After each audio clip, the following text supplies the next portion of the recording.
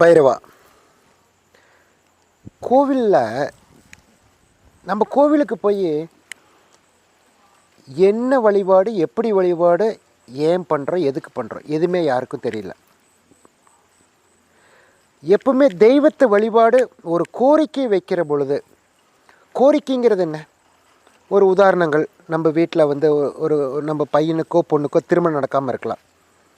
இப்படி கையெடுத்து அந்த தெய்வத்தினுடைய முகத்தை பார்த்து கண்ணை மூடிட்டு பிரார்த்தனை பண்ணாதீங்க. கண்ணை மூடிட்டு பண்ண வேண்டியது தியானம்.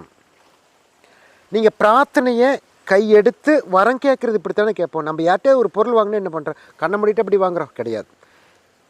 கையை இப்படி வச்சு இந்த முத்திரை வச்சு கூட பண்ணுங்க, அல்லது கையை 2 கையை இப்படி கூப்பி கடவுள்கிட்ட முகத்தை பார்த்து எனக்கு என்னுடைய கோரிக்கை நிறைவேற்றி கொடு அப்படின்னு கேளுங்க.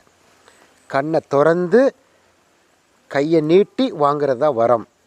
அந்த வரத்தை நம்ம எல்லாமே கண்ணை மூடிக்கிட்டு நம்ம வாட்டுக்கு மணிக்கணக்காக கண்ணை மூடிக்கிட்டு என்ன மனசுக்குள்ளே நினைக்கிறோம், 100 பிரார்த்தனை உள்ளே வைக்கிறோம். கோரிக்கைங்கிறதே இல்லை, ஒரு ஒரு ஒரு நிலையே இல்லை. ஒரு கோவிலுக்கு போகிறதே இன்றைக்கி பிக்னிக் மாதிரி ஆகிடுச்சு. யாரும் அப்படி செயல்படுத்தாதீங்க.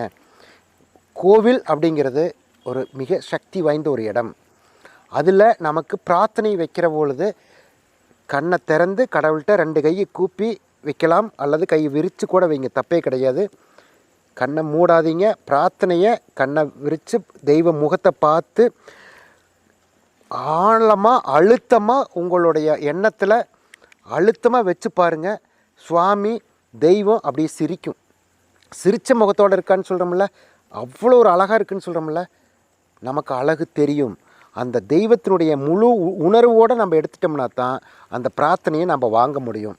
கோரிக்கை வைத்தால் அந்த கோரிக்கை கண்ணை மூடி வைக்காதீங்க. கண்ணை திறந்து கடவுள்கிட்ட பிரார்த்தனை வச்சு பாருங்கள்.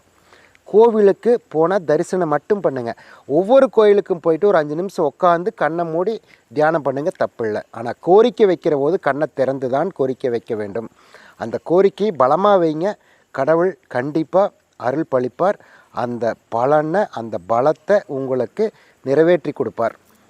கை நீட்டி வரம் கேளுங்க. கண்டிப்பாக அதுதான் கடவுள்கிட்டருந்து நம்ம வாங்குகிற பிச்சைன்னு சொல்கிறோம்.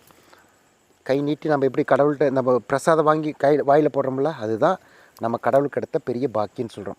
கண்டிப்பாக கடவுள் நமக்கு உறுதுணையாக இருக்கணும், சக்தியை பெறணும். ஓம் ஸ்ரீ சொர்ணாகர்ஷ்ண பைரவாய நமக.